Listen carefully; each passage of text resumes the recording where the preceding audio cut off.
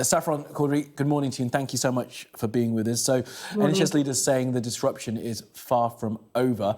What are the next couple of days and weeks going to be like?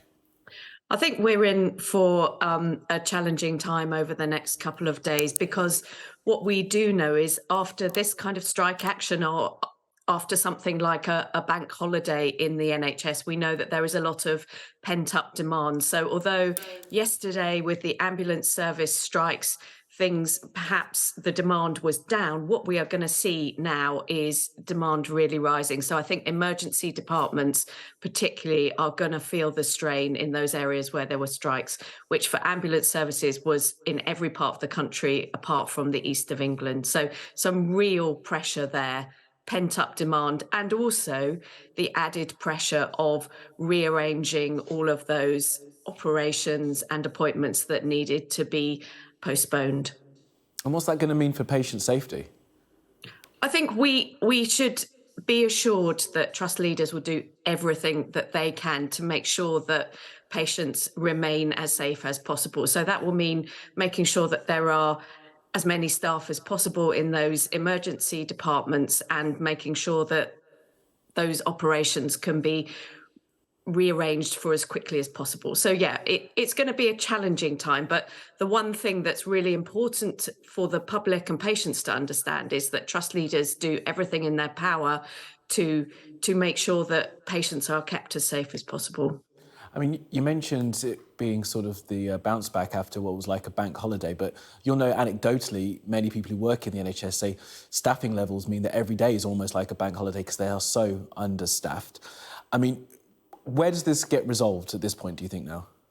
I think you're absolutely right in terms of those fundamental levels of staff shortages, these structural issues that we talk about. Staff on the front line are significantly overstretched, and we need to see a real growth in the number of staff across the whole of the NHS. What we've got to see now is the government come to the table and have a serious discussion and negotiation about pay, because this dispute is about pay and it's also about working conditions and keeping patients safe.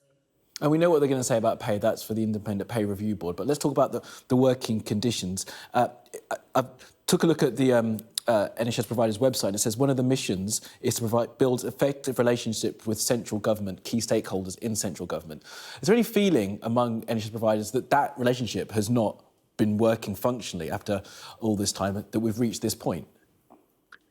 No, I don't think that's fair to say. Our role is to make sure that the government understands the impact of its policies and seek to encourage it to improve those policies in the interests of the NHS and the patients that it's there to treat. So I wouldn't say that they've broken down in any way. We're there to really, nudge them and keep them going and focused on the task in hand. So we will continue to do that. And I think that after the significant disruption we saw last week, and this week, and we're going to see next week with the ambulance strike again, and the possibility of strikes being announced in the new year, I think what we've got to do is make sure that we stay completely focused on making sure that the government understands the importance of coming to the table and understands the importance of making sure that we're in a situation where we can boost the level of staffing across the NHS,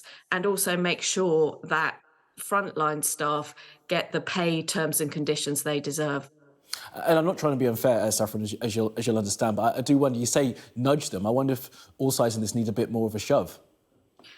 Yes, perhaps my choice of language there wasn't.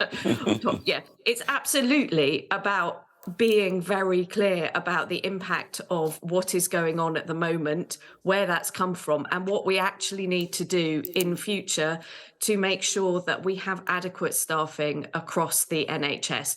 We know that there are 130,000, well, more than 130,000 vacancies in the NHS. We know that we are hemorrhaging staff because of pay and working conditions, particularly in more junior bands of NHS staff. So we really have to do something about that. And it's not just about the NHS. The government knows we need to do something about social care as well, because social care is really on its knees and it needs a boost. And if social care has a boost and the NHS frontline staff have the terms and conditions they need, then we will see an effective NHS.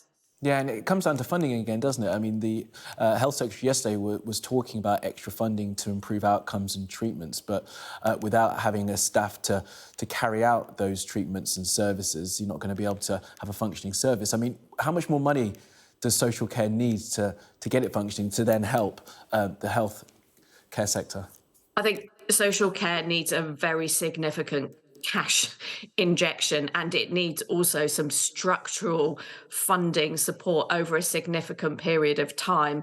The way that social care is funded is very much, there's a central funding pot, but then is also social care is funded through local council tax. So it's up to the discretion of local councils as to how high they set their what's called the social care precept. So it's a very variable funding source. So I think we need to see some significant focus on that to make sure that it's sustainable and fit for purpose. And we know that local government has struggled over the years with funding that has been depleted by up to 60% over the last 10 years or so. So that's very, very difficult to run the high level of services that they need to run to support social care in children, in adults, in vulnerable adults and older people.